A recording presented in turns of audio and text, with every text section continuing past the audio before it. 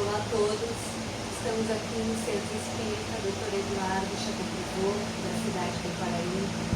Hoje recebemos uma visita do Dr. Marco Aurélio Vasconcelos, ele que é médico, cirurgião, espírita, na cidade de Santana do Livramento. Vou deixar que ele se presente, fale um pouquinho para nós, da sua vida e em seguida vai fazer algumas perguntas.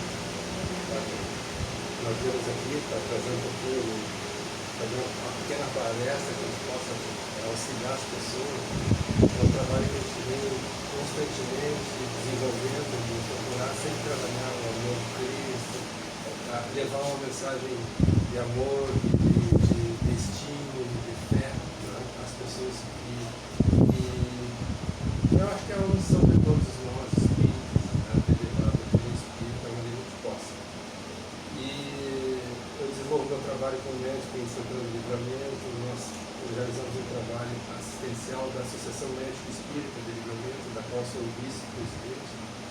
E na Tabatinga, que é uma região pobre de Santana do Livramento, a gente leva donativos, auxilia. Tem um trabalho também de estudos junto à Casa Espírita na capital Maurício, aquela quinta-feira, no horário das 18 às 19 horas.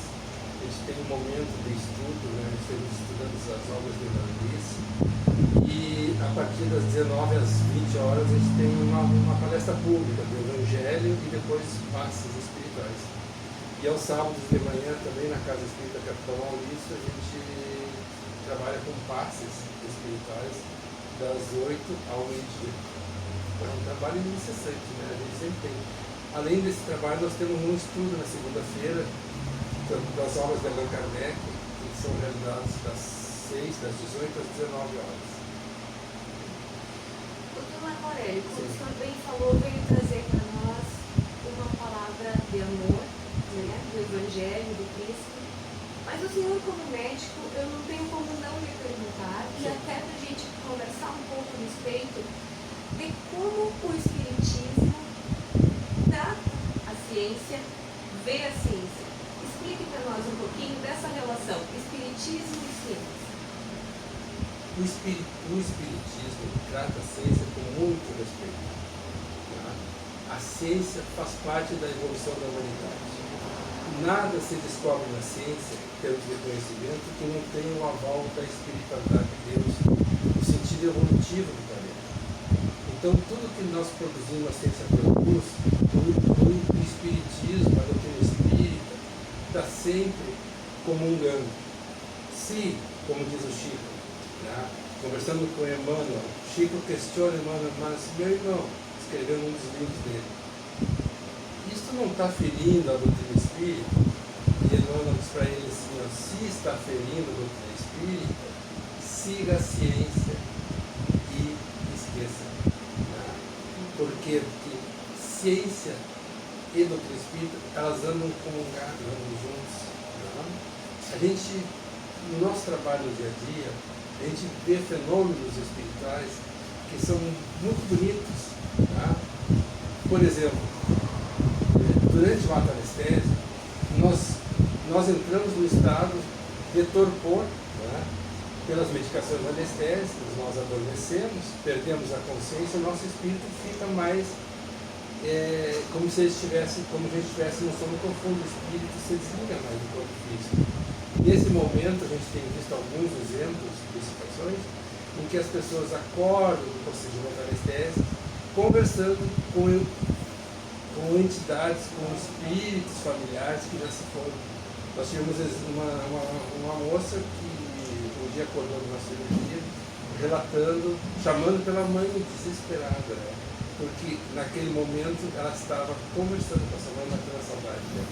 Claro, quando ela desperta do procedimento anestésico, quando ela acorda, que ela começa a adquirir consciência, se desliga. O espírito retoma a sua missão no corpo físico e ela perde o contato com a mãe. E aí ela se desaba em choro. Nós já vimos também situações em que a paciente sai do procedimento sob anestesia geral, vai para a sala de recuperação, no momento que ela está acordando naquele momento do ato anestésico, ela está conversando, conversa e chama o fulano é a esposa esposo dela.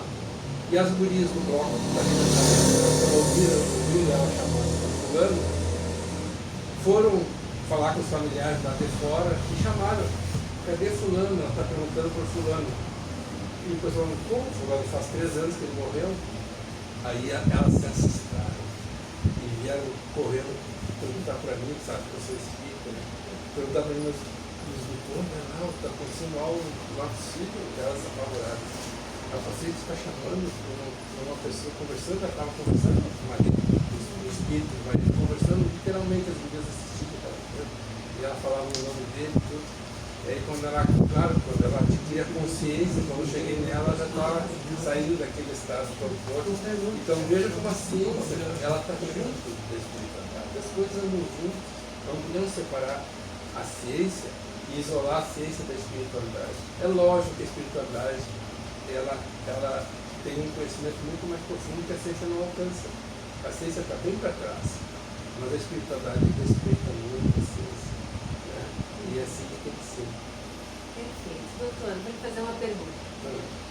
Nós sabemos então que ciência e espiritismo, espiritualidade conversam. E também sabemos que a filosofia também conversa, né? A doutrina espírita é um tripé de religião, filosofia e ciência, né?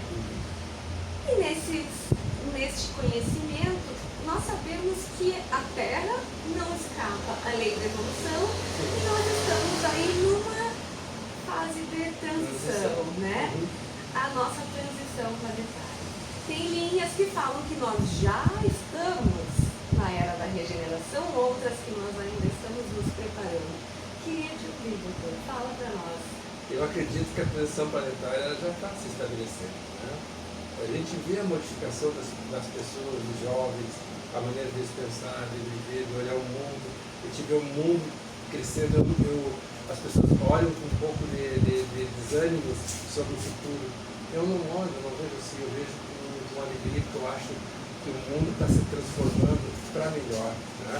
Os percalços existem, fazem parte do processo evolutivo. O planeta veio evoluindo milênios, né? Nós somos oriundos lá da ameba. A primeira célula existente lá, a ameba, aquela minúscula célula que começou ali os processos evolutivos que estão descritos nas obras de Gramsci, né? Então nós não podemos acreditar que o processo já não esteja andando, ele está sempre andando evolutivamente. Só que agora ele vai só dar um pouquinho mais. Em vez de manter o planeta no planeta de provas e expiações, vai para o planeta de regeneração, né? Ele vai mudar um pouquinho, onde as pessoas vão encarnar já mais evoluídos, com um sentimento já mais evoluído, mais despertado do ser espiritual. Dona Aurélio, como o senhor hoje falou para nós sobre sintonia, Sintonia mental. Sintonia mental. Então eu vou lhe fazer uma pergunta assim, como médico, né? Como médico que é espírita, Sim. que remédio, que tratamento o senhor nos aconselha para que nós consigamos manter esse padrão? Ou então como sair naqueles momentos em que está difícil? Tem uma receita? Tem uma receita bem simples, que é o Evangelho de Jesus. Lá no consultório nós doamos o Evangelho, nós temos a obra, quem nos assiste, quem já procurar ir lá, tem o livro do Evangelho para doar. As pessoas vão e pegam e levam para casa. Muitas pessoas pegam para levar para alguém, para algum familiar, porque o Evangelho transforma. O Evangelho nos ensina a amar. O Evangelho nos ensina a sermos pessoas mais felizes. Basta acreditar e ler o Evangelho, estudar o Evangelho. Tem que ler, meditar as pequenas palavras que estão no Evangelho, nos ensinando a nos tornarmos pessoas melhores, seres espirituais, né? Em vez de nós olharmos o mundo como um simples ter, nós temos que olhar o mundo como um ser. Em vez de ter coisas, nós sermos humanos, sermos pessoas evoluídas no sentido espiritual, tendo fé e confiança em Deus e no nosso Mestre Jesus, que nos guia